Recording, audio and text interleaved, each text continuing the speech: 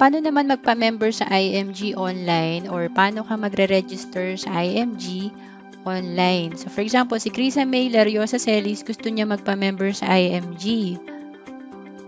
Pupunta ka lang sa link na binigay sa'yo nung kausap mo about IMG membership. So, for example, ito yung link ko. Ito yung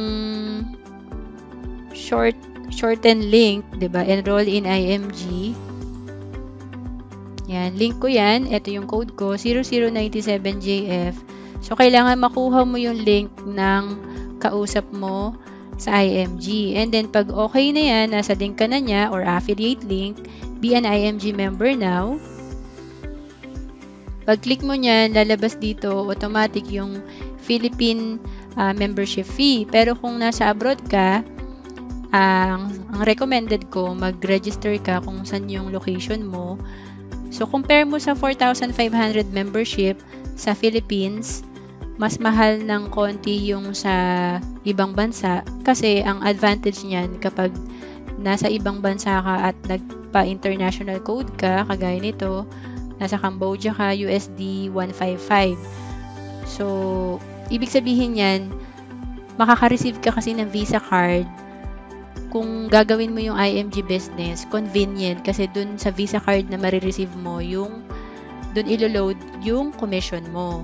So, for example, dito tayo sa 4,500 na Philippine code. So, ito lang, one page lang yung fill upan mo, basic information lang. So, careful lang, last name, Celis, first name, Krisa May.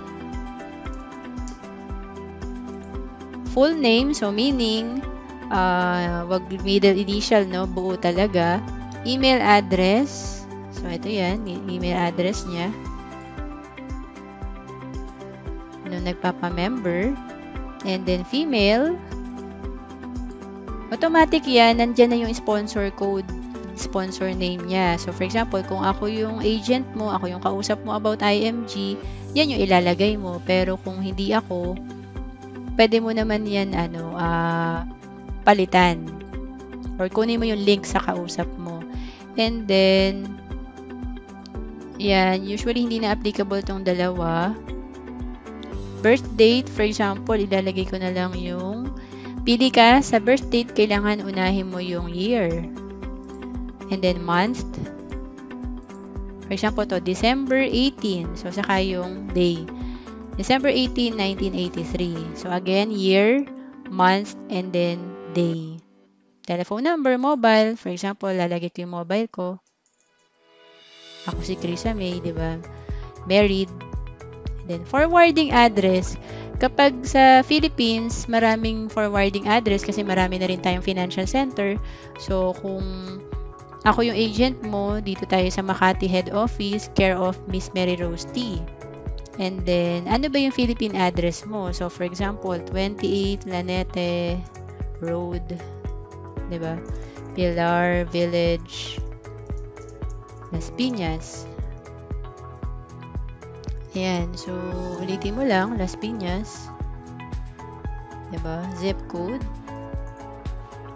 Subscribe to site newsletters, meaning kung gusto mo makareceive ng updates from IMG, so importanteng i-check mo yan para na yung mga announcement na re-receive mo, yung mga latest benefit. So, country, Philippines. Ito naman, kung for example, ako Metro Manila. Again, Las Piñas. Street, Lanete. Diba? So, yan. After mong malagay yung name, address, pirma na lang. And then, tapos na yan. So, for example, pipirma ko. And then, continue. So, make sure lang na yung pirma mo is within the box. Wag lalampas.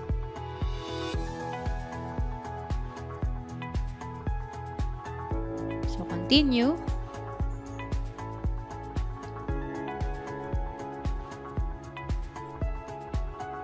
Ayan.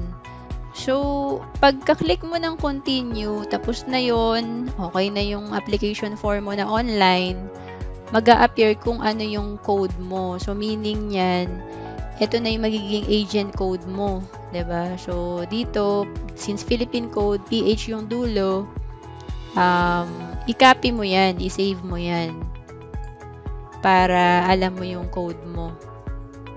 Okay, so pwede mong kopyahin sa notebook, pwedeng i-save mo sa phone or laptop, and then from there, pwede ka na mag-proceed to payment.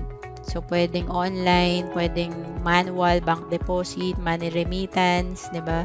Pwedeng bank transfer, pwedeng debit card, credit card, 'di ba? Once nakapag-register ka na sa IMG, 'di ba? So, for example, nakapirma ka na, 'di ba? And then lumabas na yung agent code mo, makaka-receive ka sa IMG ng ganitong email. Subject is pending payment. And then, ito yung lumabas na code mo kanina, 218567PH. And then, may password siya, system-generated password. So, pwede kang mag-login dito sa link na binigay niya using this access para ma-upload mo yung proof of payment. So, again, may separate discussion ako for that kung paano ka mag-upload ng proof of payment.